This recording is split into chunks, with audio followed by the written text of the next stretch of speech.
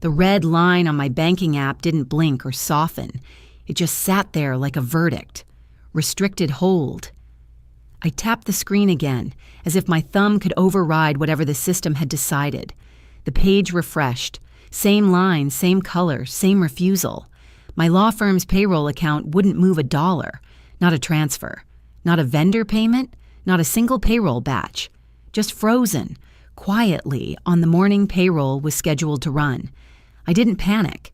I didn't text my office manager with question marks. I didn't call my parents and give them the attention they'd feed on. I went straight to the source. Because when money stops moving, somebody touched something. I pulled on a blazer, grabbed my ID, and drove to the branch. Downtown. Private client desk. The one my firm used because payroll isn't supposed to be an adventure. Inside, the air smelled like polished wood and expensive cologne. The lobby was calm the way banks are calm when they're holding other people's emergencies behind glass. The teller looked up. "Ms. Knox," she said, voice careful, "we were about to call you." "I know," I replied evenly. "I'm here about the restricted hold on my firm's payroll account." Her eyes flicked toward the private offices. "They have you with the manager," she said softly. "They." I followed her gaze, and I saw them. My parents were already there, sitting in the glass-walled office like they had a reservation. My mother in a cream coat, posture relaxed. My father leaning back in the chair with his hands folded, looking calm and satisfied like he'd just handled a problem for me. In between them sat the branch manager, or a man in a navy suit with a tight expression and a tablet on his desk. He looked like he was trying to be neutral in a situation that wasn't neutral. My mother was speaking when I walked up to the door. "Family first," she said, smooth and confident. "She'll thank us later." My father nodded like it was a business principle. I didn't stop to process it. I didn't demand an explanation in the lobby. I opened the office door calmly and stepped inside. The manager stood halfway. "Ms. Knox," he said quickly. I held up one hand slightly. "It's fine," I said. "Just tell me what happened." My father smiled without warmth. "Avery," he said, like we were close. "We were trying to help. Your payroll system is risky. You don't want mistakes. Employees are sensitive." My mother's eyes flicked over my face, searching for panic. "We found a safer way," she murmured. "A family-controlled way." I didn't answer them. I looked at the manager. "What's your name?" I asked. He swallowed. "Derek Mullins," he said, branch manager. "Derek," I said evenly, "open the hold notes and show me the audit trail." Derek's eyes flicked to my parents, then back to me. "I can't disclose certain internal fraud notes," he said carefully. "Then don't," I replied. "Answer one question. Who initiated the payroll change request?" My father's jaw tightened. "It doesn't matter," he snapped. "We're listed on your—" "It matters," I said, still calm, "because payroll doesn't freeze itself." Derek turned to his tablet, tapped twice, and pulled up a screen with timestamps and permissions. His fingers moved fast, but his face tightened as he scrolled. "Ms. Knox," he said slowly. "There was an attempt to change the payroll disbursement path." I nodded once. "From what to what?" I asked. Derek hesitated.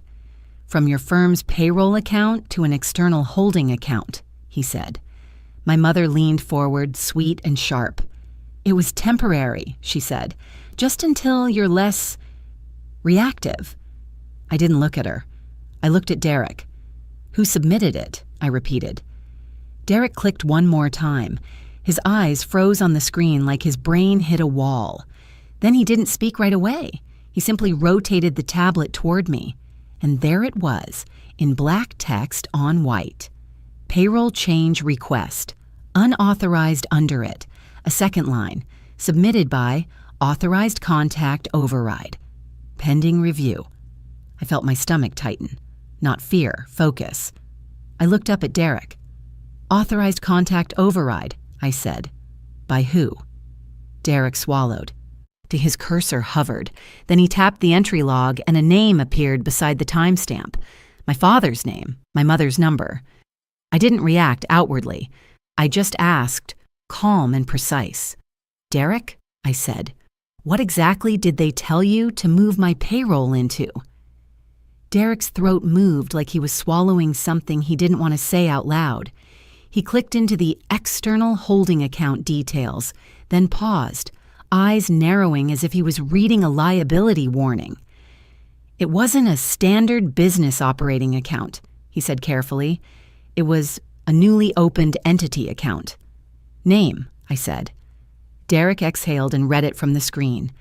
Knox Family Management, LLC. My mother smiled like she'd just solved a problem. Exactly, she said.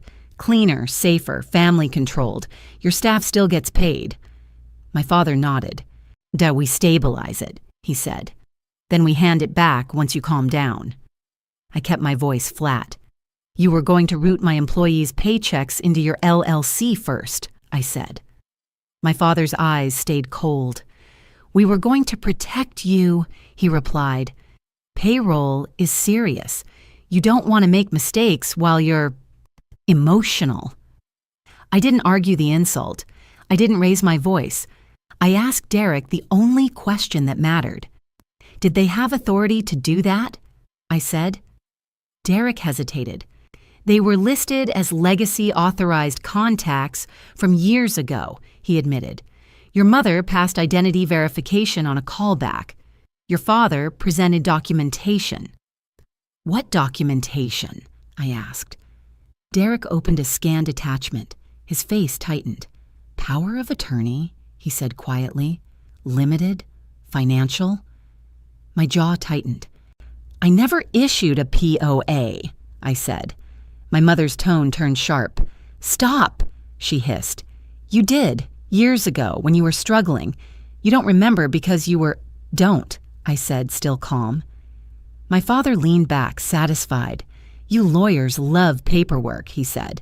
We brought paperwork. I stared at Derek. Show me the POA, I said. Derek rotated the tablet toward me. A scanned PDF opened, grainy, slightly crooked, like it had been rushed through a scanner. My name printed. A signature that tried to be mine, a notary block, and a date that made my stomach go cold in a very specific way. It was dated last week. Last week I was in court 2 hours away, on record, in a hearing. I looked up. Last week, I said quietly. My father's eyes flicked, just a fraction. My mother's smile held brittle. Derek scrolled down to the notary section. It indicates remote notarization, he said carefully. Remote? I repeated. My mother jumped in, rehearsed. It's legal, she said. Modern, convenient. Derek's voice lowered. The hold triggered because the system flagged the payroll change as high risk, he explained. Newly opened receiving account, different entity name, large recurring outflows, and, he stopped, then continued, a mismatch between the POA profile and your account behavior. Mismatch how? I asked. Derek clicked into the fraud notes. He hesitated, then read from the parts he could disclose. Device fingerprint mismatch, he said. IP origin mismatch. And the callback verification was not from your usual number. I nodded once. Because it wasn't me, I said. My father's jaw tightened. We told you, he snapped. Family first. I looked at him calmly. Family first doesn't authorize payroll diversion, I said. My mother's voice rose, sweet and angry at once. You're overreacting, she said. It's just money moving. Everyone would still get paid. My chest tightened, but I stayed steady. No, I said. You would have controlled the timing, the amounts, and the story. And when an employee complained, you'd say I approved it. Derek's eyes dropped to the screen, confirming without words that this was exactly how it would have played out. I turned slightly toward Derek. I want the full audit trail, I said. Who submitted, what device, what IP, what time. I want the scanned POA metadata, and I want the bank's fraud unit escalated. Derek nodded quickly, relief visible. We already opened an internal case, he said. That's why the hold is active. It stopped the outgoing batch. Good. And because a payroll hold isn't just annoying, it's reputational. It's staff trust. It's lawsuits if it's mishandled. My father leaned forward, voice low and dangerous. "Remove the hold," he hissed. "Let it go through to our account, and we'll handle payroll today. If you don't, your employees won't get paid and they'll blame you." There it was, the real play. Turn my staff into pressure. Turn urgency into compliance. I didn't blink. "They won't blame me," I said calmly. My mother scoffed. "Why wouldn't they?" she snapped. "You'll look incompetent." I looked at Derek. "Print a hold letter," I said. "One that states the batch was stopped due to an unauthorized change request and fraud review. No names needed, just the bank's reason." Derek blinked. "We can provide a general notice," he said. "Do it," I replied. My father's eyes flashed. You can't show that to employees." "I can show them the truth," I said. Derek stood to pull a printer packet, then paused as his screen refreshed with another alert. His face changed again. Tighter, paler. "What now?" I asked. He pointed at a line on the screen without speaking. Secondary action attempted. Add new signer / add new payroll admin, time-stamped. 2 minutes ago, while we were sitting here, from the same session. Derek's eyes lifted to my mother, then my father. "Sir," he said carefully, "did you just attempt another change?" My father's face went hard. "No." Derek clicked into the log, and the submitted name that appeared wasn't my father's.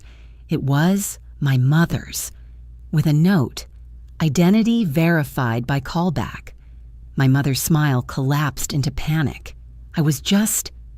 Derek's voice went colder. "Ma'am," he said, "stop. You are actively triggering fraud controls in a live session on a regulated account." I stayed calm. "Derek," I said, "lock the account, remove them as contacts, and call your fraud liaison, now." Derek hesitated. Policy, procedure. Then nodded sharply like he'd decided which side of liability he preferred. "I can lock down contact permissions pending review," he said. "Do it," I replied. My father stood up fast, voice rising. "You can't do this. We're family. She's out of control." And in that moment, the glass office door opened. Not a teller, not security. A woman in a gray blazer stepped in with a badge clipped to her waistband, calm eyes, and a folder in her hand. She looked at Derek first. "Fraud investigations," she said. Then she looked at my parents. "And you," she said calmly, "need to step away from this account." The woman didn't introduce herself with warmth. She introduced herself with authority. "Dana Shu," she said, holding up her badge just long enough for the gold letters to register. "Regional Fraud Investigations." My father stiffened like he'd been insulted. "This is private," he snapped. Dana didn't look at him. She looked at Derek. "Is this the payroll account for Avery Knox Law Group?" she asked. "Yes," Derek replied quickly. "Restricted hold active. Unauthorized payroll change attempt. Secondary signer attempt just occurred in session." Dana's eyes flicked to my parents. "And these individuals are the ones attempting changes?" she asked. Derek hesitated. "The requests show their names and a callback verification through Mrs. Knox," he said carefully. And Dana nodded once, like she'd already decided this was no longer a conversation. She turned to my parents. "Step out of the office," she said. "Now." My mother's voice turned soft, pleading. "We're just trying to help our daughter," she murmured. "She's stressed.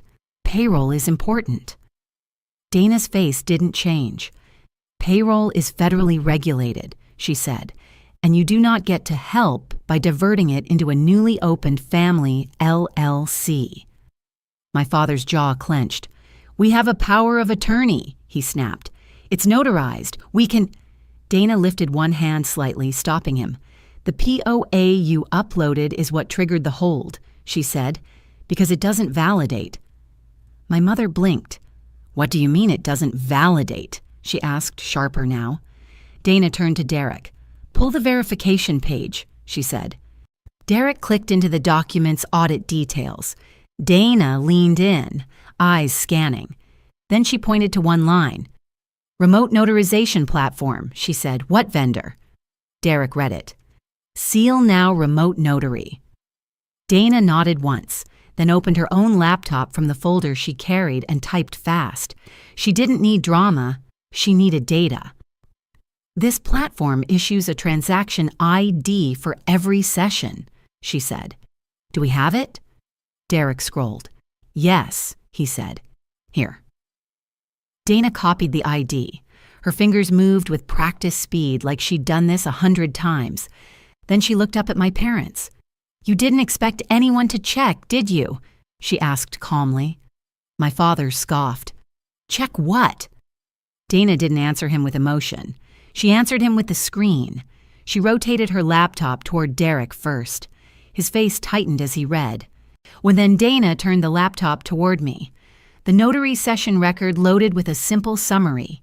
Date, time, identity verification method, and the line that made my chest go cold in a clean way. Signer identity verification failed. No matching live biometric capture. Session terminated, incomplete. My father's lips parted. My mother's face drained. Dana's voice stayed level. This POA was not completed, she said. The platform shows an incomplete session. No verified signer, no valid notarization. My father snapped, too loud. That's impossible. Dana's eyes didn't blink. It's documented, she replied. My mother tried to pivot into performance. It must be a glitch, she whispered. We did it properly. Dana turned back to Derek. The payroll diversion request. What device fingerprint? She asked. Derek clicked into the log. Dell lobby guest Wi-Fi, he said. And the device signature doesn't match Ms. Knox's normal authentication profile. Dana nodded. So we have an invalid POA, a high-risk diversion attempt into a new LLC, and a signer ad attempt while sitting in the branch, she said, all initiated by non-owners. My father's voice rose. We are owners, he barked. She's our daughter. She wouldn't have the firm without... Dana cut him off with a sentence that made the room feel colder. Sir, she said, your daughter's payroll account is not a family heirloom. Silence. My mother's mouth tightened. What happens now? She asked, trying to keep control. Dana looked at her calmly. Now we freeze the change path, she said. We remove you from authorized contacts pending investigation. And we document your presence and statements. My father took a step forward. You can't remove us, he snapped. We're listed. Dana didn't flinch. We can, she said, and we will. She turned to Derek. Lock contact permissions, she instructed. Strip all legacy contacts not verified in the last 90 days. Escalate to corporate security and place a branch-level no-contact note for these individuals. Derek nodded quickly, almost relieved. Yes, he said, already typing. My mother's eyes flashed. This is outrageous, she hissed. Our daughter is sabotaging her own payroll. I kept my voice calm. You tried to move my employees' paychecks, I said. That's sabotage. Dana looked at me. Ms. Knox, she said, do you have payroll scheduled today? Yes, I replied. Batch is queued for noon. Dana nodded once. WIM will unblock legitimate payroll once we reset the route and verify your credentials, she said. But the hold remains until we complete the fraud review. My father leaned toward me, voice low and vicious. If your people don't get paid, he hissed, they'll blame you. I didn't look at him. I looked at Dana. I want a bank letter stating the batch was halted due to an unauthorized change attempt, I said, so my employees understand it wasn't me. Dana nodded. You'll get it, she said. Then she turned back to my parents.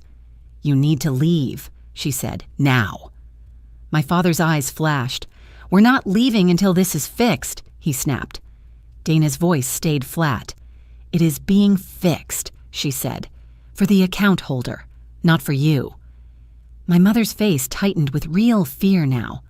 "Are you calling the police?" she whispered. And Dana didn't dramatize it. "If you refuse to leave," she said, "yes." My father hesitated, calculating how far he could push. My mother touched his arm, warning him without words. Then my father did something stupid.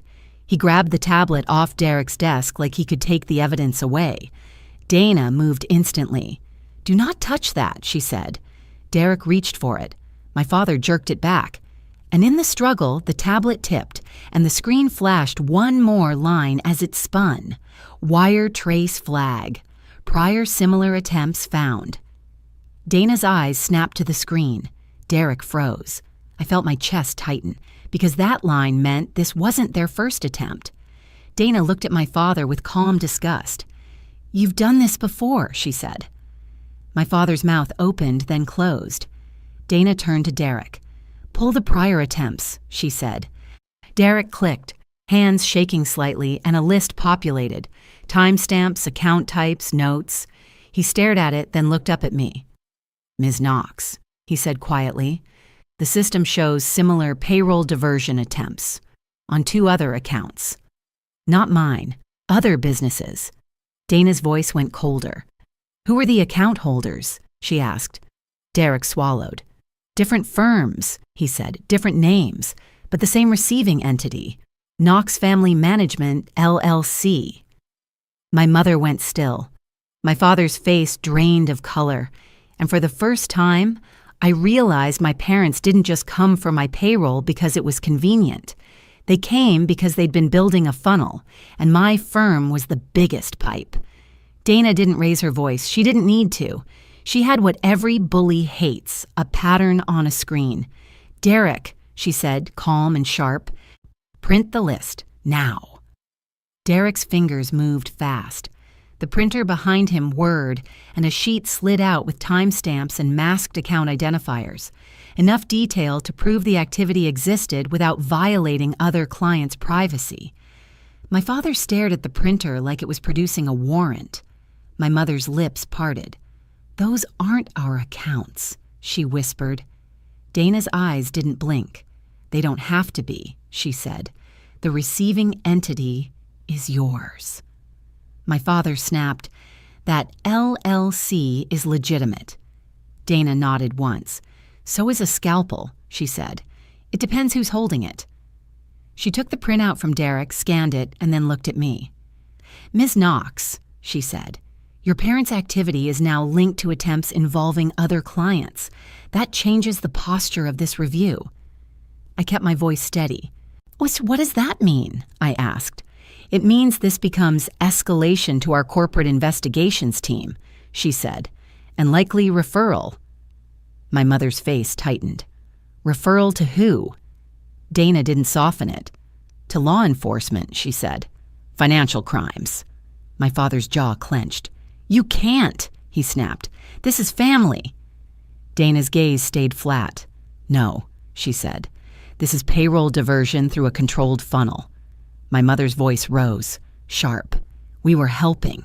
We were stabilizing." Dana turned slightly toward her. "You attempted to reroute an entire law firm's payroll into your LLC," she said. "Then you tried to add yourself as a signer in the branch. That's not stabilization. That's an attempt." My father's eyes flashed. "Avery is doing this," he hissed, pointing at me. "She's lying. She's unstable." I didn't react, and I watched him dig the hole deeper with every word. Dana looked at Derek. "Lock the account," she said. "Disable all non-owner contact access immediately. Reissue credentials to Ms. Knox only. Place a branch-level fraud note." Derek nodded, already typing. "Done," he said. Dana turned to my parents. "And you two," she said, "need to leave the office now." My father pushed his chair back. "I'm not leaving until payroll is fixed," he snapped. Dana's eyes narrowed. "Payroll will be fixed for the account holder," she said. "Not for you." My mother stood too, trying the soft mask again. "Please," she whispered. We didn't mean harm. She's grieving. She's stressed." Dana cut her off with one sentence. "Ma'am," she said, "stress does not create a remote notarization record that fails biometric verification." My mother went silent. Then Dana turned to Derek. "Call security," she said. Derek hit a button on his desk phone. 30 seconds later, 2 uniformed security officers appeared at the office door. They didn't look aggressive. They looked practiced. Dana pointed toward the exit. "Escort them out," she said. My father's face flushed. He leaned toward me, voice low and ugly. "You're going to regret this," he hissed. "Your staff will hate you when payroll fails." I met his eyes calmly. "Payroll will run," I said, "just not through you." My mother's eyes were bright with rage now. She turned to me and whispered, "You're killing your sister's future." I didn't blink. "You're trying to fund her future with my employees' money," I replied. Security stepped closer. "Sir, ma'am," one of them said. "This way."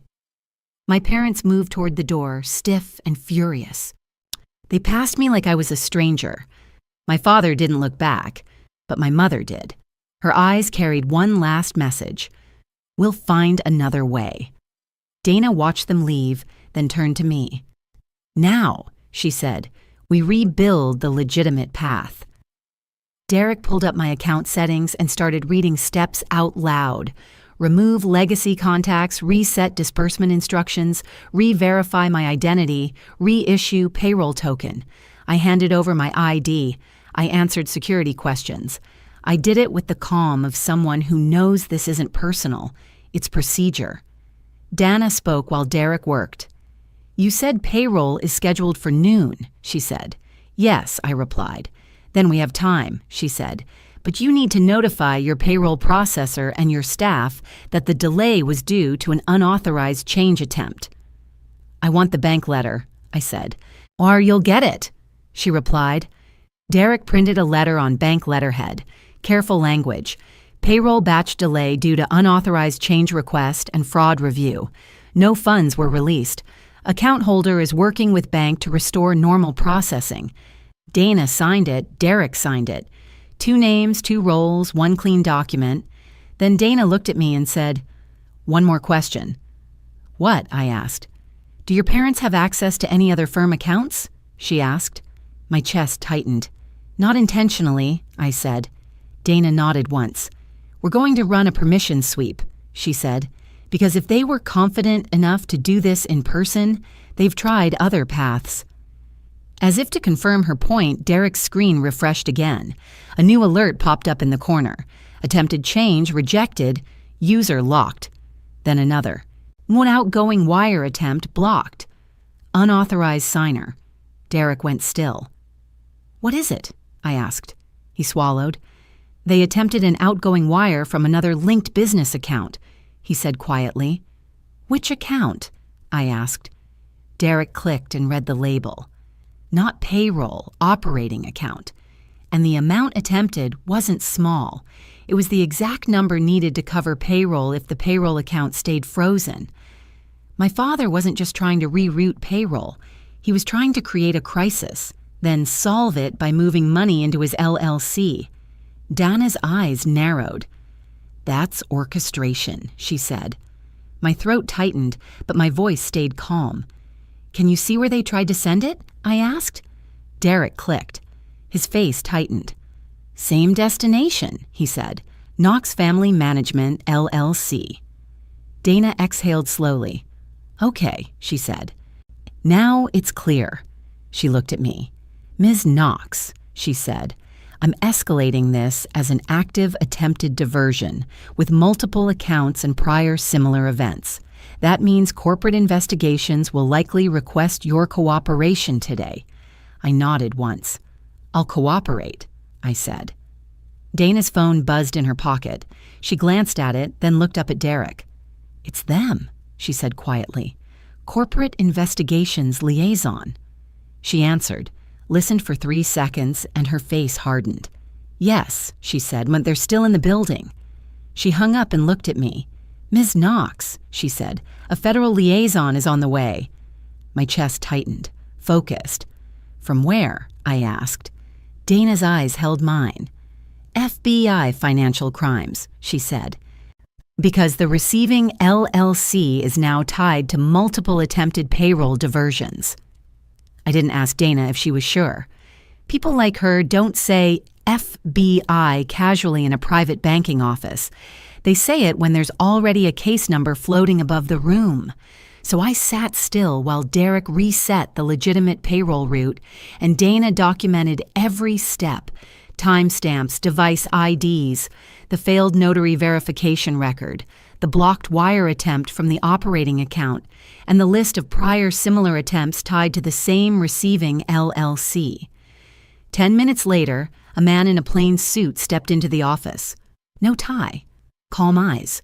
A folder in his hand like it was already full before he arrived. "Dana Shu?" he asked. Dana stood. "Yes." He flashed a badge quickly, then looked at me.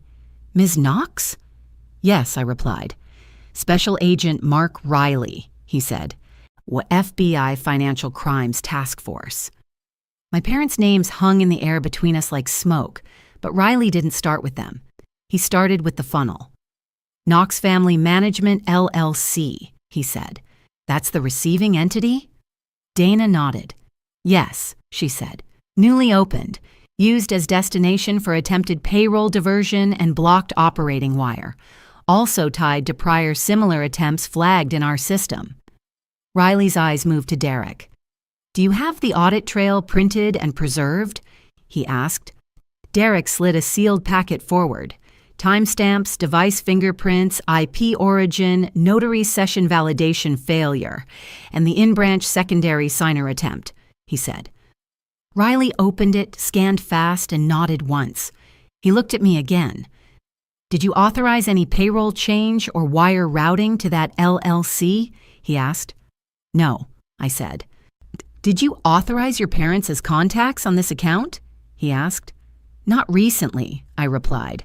"Legacy contacts from years ago. I never authorized a POA, and I never authorized payroll to be routed through family." Riley nodded, then asked the question that told me he'd already seen more than today. "Do you know how many other accounts your parents attempted this with?" he asked. I kept my voice even. "I just learned there were 2 other flagged attempts not tied to my firm," I said. Riley's expression didn't change, but his tone tightened slightly. "There are more," he said.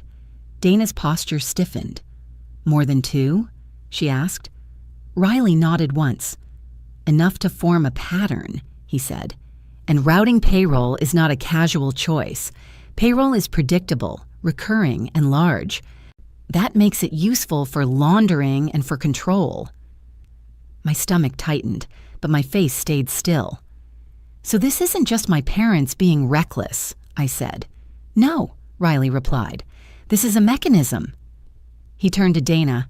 "Where are the subjects?" he asked. Dana kept her tone neutral. "They're still in the building lobby," she said.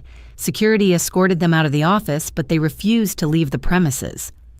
Riley nodded once, like that was convenient. He stood and said, "Then we're going to talk to them while the timeline is fresh." He didn't ask me to come along. He didn't need me for a confrontation. He needed me as a clean victim account holder. "Ms. Knox," he said, "stay here. Do not contact them. Do not engage. Let the record handle it." I nodded. Understood. Dana stepped out with him. Derek kept working, methodical. So he verified my identity again, reissued my payroll token, and rebuilt the disbursement route back to the original employee accounts. At 11:45, he turned his screen toward me. "Payroll is ready," he said. "Batch can run." "Run it," I said calmly. He clicked release.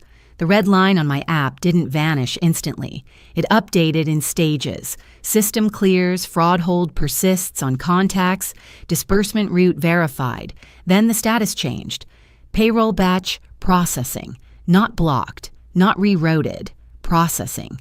My staff would get paid. My father wouldn't get leverage. 20 minutes later, Dana returned. Her face was controlled, but her eyes had a colder edge. "They lied," she said simply. "I assumed," I replied. Dana sat and slid a single sheet of paper toward me. "This is the lobby incident summary from security," she said, then timestamps and statements. At the bottom, one line was highlighted. Subject stated, "We already use this method on 2 other firms. She'll fold like they did." My chest tightened, but my voice stayed flat. "He said that out loud," I said. Dana nodded. "In the lobby," she said, "under cameras." A minute later, Riley stepped back into the office. He didn't look triumphant. He looked finished. "Ms. Knox," he said, "your parents have been advised to stop contacting the bank. Their names and the receiving LLC are now tied to an active federal inquiry." My throat tightened. "Charges?" I asked. Riley didn't promise what he couldn't promise. He gave procedure. "Next steps are subpoenas," he said. "We'll obtain the LLC formation documents, account opening, KYC, device logs, and the notary platform records, which will coordinate with your bank's corporate investigations unit. If funds were moved in other cases, we trace them." "And my firm?" I asked. Riley nodded once. "Payroll will run," he said. "The hold remains only on unauthorized contacts and change requests. Your account stays operational under your credentials." I exhaled slowly. "Good," I said. Riley leaned forward slightly.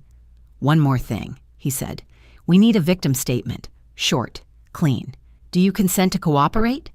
"Yes," I said. He slid a form forward. I filled it out with the same calm I use when I sign pleadings. Date. Facts. No adjectives. Riley collected it and stood. "If they contact you," he said, "forward it. Do not respond."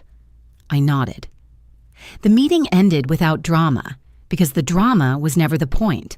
The point was that my parents tried to use payroll as a lever. Payroll is the one thing you don't get to gamble with. By the end of the week, the bank had permanently removed my parents as legacy contacts on every firm-linked account and placed an institutional "do not honor" note on any POA or signer change submitted in their names without in-person verification by me. The receiving entity, Knox Family Management LLC, was flagged across the bank's network, and any attempted incoming or outgoing movement triggered enhanced review. The FBI inquiry expanded quickly once the subpoena returns came in. The LLC had been opened with layered paperwork and a web of family management language that looked harmless until you matched it with the audit trails. Investigators linked the LLC to multiple attempted payroll diversions, including 2 successful partial transfers from smaller firms that hadn't caught the change in time. Those firms were contacted as additional victims, and the case moved from attempt to pattern.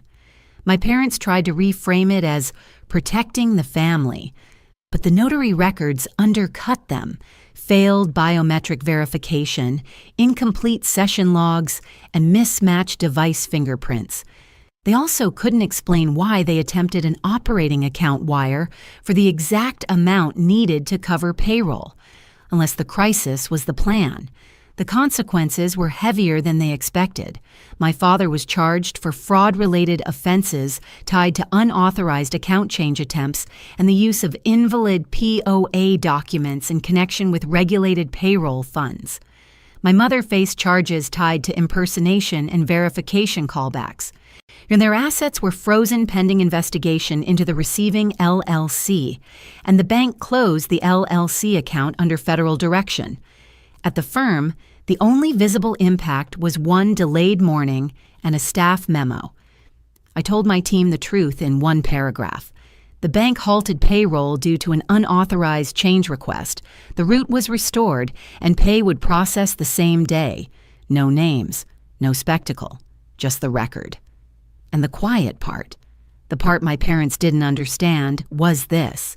I didn't build a law firm to win arguments at family dinners. I built it to survive pressure without collapsing. They tried to turn my payroll into a hostage situation. Instead, they handed me a trail: timestamps, device logs, a failed notary validation, and a receiving LLC that connected them to other victims. Why, they thought family first would scare me into compliance. It did the opposite. It gave federal investigators a motive line they could highlight. Hi, everyone. I hope you enjoyed the story. If your bank app suddenly flashed restricted hold and you found out your own parents tried to reroute your firm's payroll, what would you do? Would you give in to keep your staff calm? Or would you step back and let the audit trail speak for itself? I'd really like to know what you think. Tell me in the comments. And if you enjoyed this story, don't forget to like and subscribe. See you in the next video.